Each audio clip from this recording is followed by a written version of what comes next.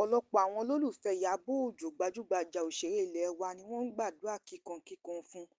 wípé kọ́lọ́run dáàbò bo òun àti ọmọ rẹ̀ kí aburú má ṣe wọ́n látàrí bí ilé ìgbafẹ́ rẹ̀ ṣe gbiná lọ́sẹ̀ yìí, èyí tó mú kí ọmọ rẹ̀ Priscilla Òjó Nkambala sọ pé àwọn kan ń dìtẹ̀ tí wọ́n sì ń lépa ẹ̀mí ìyá òun, wípé àwọn kan mú ìwé wá sọ́dọ̀ ìyá òun sí ọ́fíìsì tó jóná láìpẹ́ yìí tí wọ́n sì ń lépa ẹ̀mí òun àti ìyá òun, tí wọ́n sì ní lérò láti da ìgbéyàwó òun rú, tí wọn kò sì mọ ẹni tó kọ lẹ́tà náà. Ohun tó wà nínú lẹ́tà náà ni pé o fẹ́ ẹnìkan sí wàhálà, o wà níta òun gbádùn, òun fọmọ fọ́kọ, ó máa láyà o, kò sí bó ṣe máa bọ́ láàrin oṣù mẹ́ta sísìnyí, a máa da ìgbéyàwó ọmọ rẹ rú,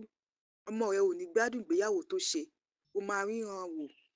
Priscilla Òjó sọ pé nígbà tí wọ́n fìwé náà ránṣẹ́ sí ìyá òun ò sí nílé, ó wà ní ìrìn àjò lọ sórílẹ̀-èdè Tanzania fún ìgbéyàwó òun, èyí tí kò fún láǹfààní láti ka lẹ́tà náà àfìgbà tó dé padà sórílẹ̀-èdè Nàìjíríà. Priscilla Òjó tẹ̀síwájú náà rẹ̀ wípé àwọn máa ṣe ìwádìí táwọn á sì mọ iléeṣẹ́ tó mú ìwé náà wá, táwọn ó sì fojú wọn hàn fáwọn ọlọ́pàá mẹ́ta sì kò bá tó,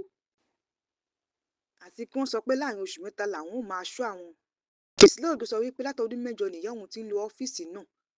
àti pé wọn ò lè pa ìyá òun lẹ́nu mọ́ o, wọn ò sì lè dúnkòokò mọ́ òun, Ọlọ́run lágbára ju gbogbo ète wọn lọ. Èyí tó mú káwọn èèyàn máa sọ pé kí Ìyábọ̀ Òjó kó ṣọ́ra ṣe, kó sì máa tẹlẹ̀ jẹ́jẹ́ nítorí ọ̀tá pọ̀, kó sì máa fura nítorí pé ìfura lògùn àgbà.